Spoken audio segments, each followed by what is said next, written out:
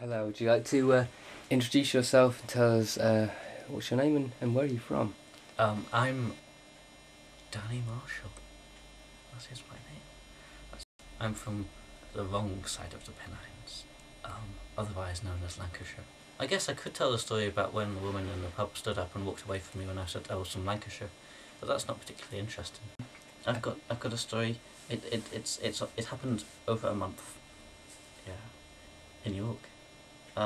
Right. This was the summer between my first year of York University and my second year of York University, as one may expect. And I came here from Lancashire to try to get a job at the food festival, which is very good. It's lots of food and drink and lots of different ranges and locally produced and stuff. It's very admirable and but unfortunately I didn't get a job. They liked my enthusiasm, but my total lack of experience kind of put them off a little bit.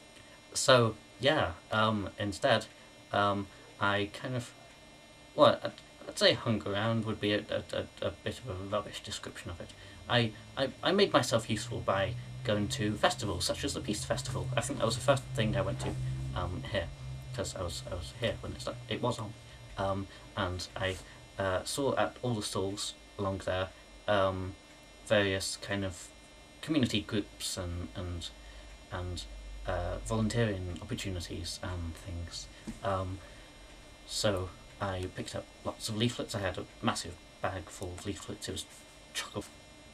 When I got back, I kind of sorted these leaflets and stuff into appropriate categories into what they were. Like some of them were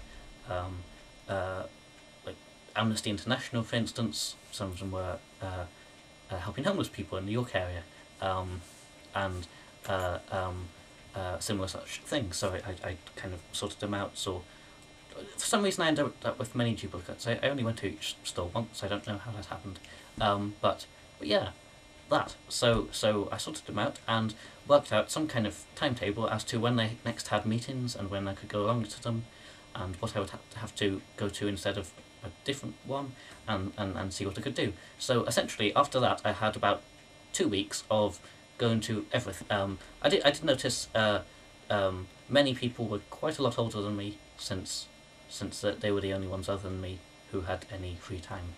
um, so but yeah, it was nonetheless interesting, and I stuck with one or two of them. That included Chaos Media, which is how I started going there. And that was quite interesting. I stuck with that for well, almost a year. It was very nice, and I met many people I know now and work with, and got into a whole kind of new dimension, because Chaos Media produces kind of media content for websites and for community TV and stuff, that it was essentially kind of putting into practice what I was learning in my degree, but from a very different, this is what we're doing, let's get on with it kind of approach. Just pragmatism everywhere. So, but as opposed to the academic, let's think about it before we take our first step approach of university. So that was very interesting, and while I didn't get the job that I desired, that was a very educative month for me, and I felt I got to know York. How do you feel about York as a city? Oh, when I first came here on an open day, the phrase I used to describe it was a paradise of Middle England, because I felt it was kind of, as I said earlier, a bit quaint in comparison to other cities that I'd visited in my open days. I had a whole splurg of university open days around that time, so I'd got to know many different kind of environments.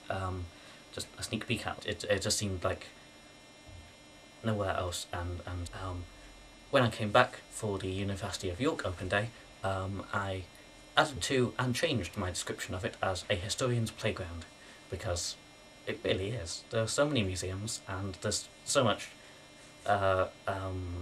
historical, historically influenced activities. You can go on ghost walks telling stories of what's happened, and